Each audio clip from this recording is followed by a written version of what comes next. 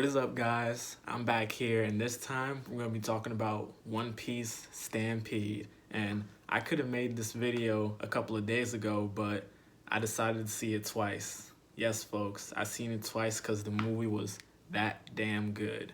I seen it the first time with subs, and then the first time I seen it in dubs. And the movie is only out in theaters the 24th through the 31st. So if you haven't seen it, if you're a One Piece fan, I definitely recommend you go see it, because if you don't see it, you're definitely missing out. The movie's at about 1 hour and 41 minutes, and it just flies when you're watching the movie. It feels so short. And now we're gonna get into the non-spoiler part of the review.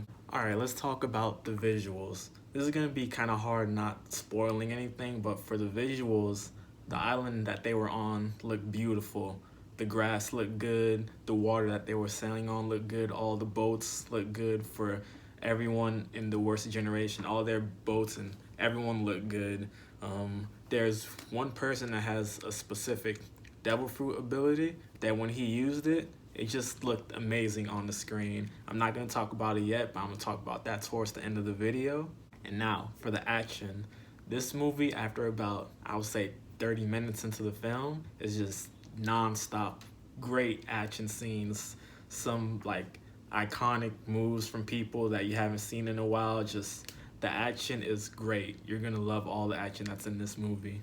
The humor in the movie, for all the comedic relief moments that they had, the audience was just dying of laughter. This is an extremely funny movie. You guys are gonna be laughing your asses off if you see this movie. For the storyline, now, anime movies are kind of tricky because sometimes I don't know if it's canon or non-canon, because when we seen the Dragon Ball Super Broly movie, that stuff was canon. But for this one, the storyline in the movie was really good. It goes back to about 20 years, so Goldie Roger's storyline was included in this film. It connects to what's happening today to during his time, so the storyline is very good in this movie. Alright guys, now I have to start spoiling. The main villain of this guy, let's talk about Bullet. Bullet is like the Broly in the One Piece universe from this movie. When I said that the visuals were nice and there was a certain devil fruit ability that looked good, I'm talking about him. His ability is he has the combine fruit, I believe, where he can take anything and turn it into whatever he likes. And whenever he does that, like, this purple crystalline substances come out, and the visuals looked amazing for that.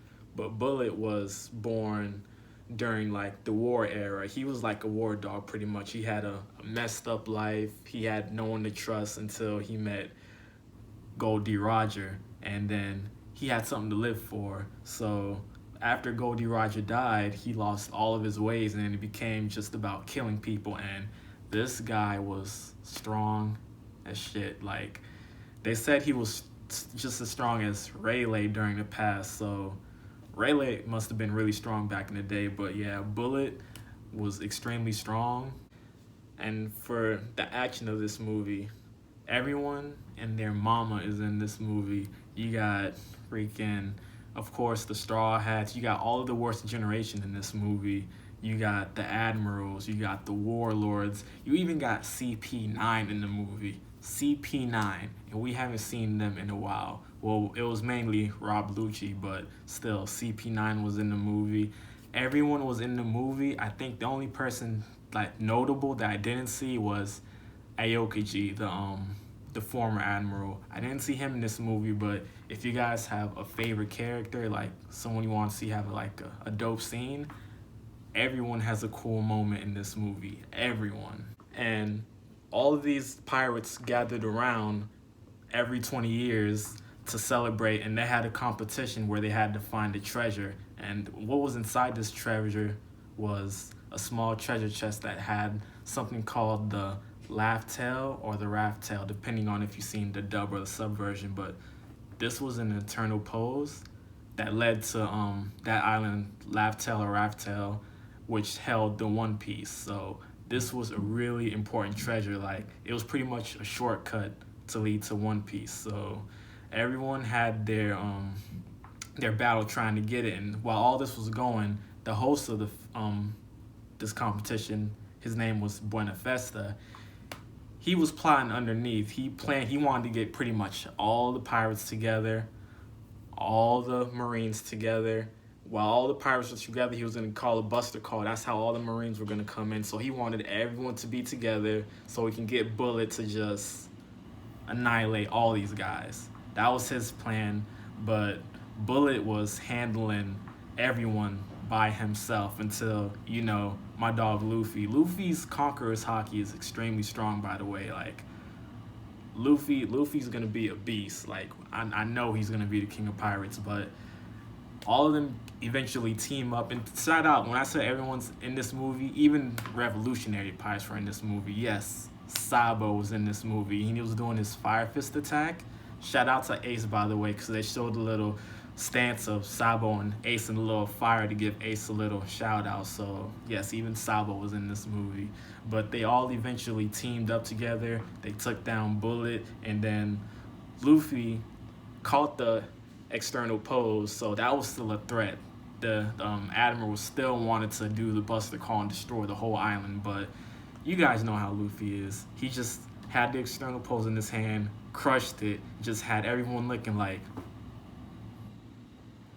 this guy really just break it? So Luffy broke it, which eventually made the Marines call off the Buster Call, and the Buster Call is when they wipe out an entire island. So they called that off, and then that was pretty much the end of the movie. Like, Buena Festa failed, Sabo took him down, and then all the pirates were able to get away because Sabo helped. Sabo came in clutch in this movie, so all the pirates were able to get away from the island. And when asked why did Luffy destroy the external pose that led to Laugh Tale or Rap Tale, he just said, hey, I want to go through all the adventures. If we take a shortcut there, we're not going to have as much fun as we already have right now. So that's the typical Luffy answer. Luffy, you're still my guy. But overall, I give the movie a 9 out of 10. Yep, a 9 out of 10. That's an A.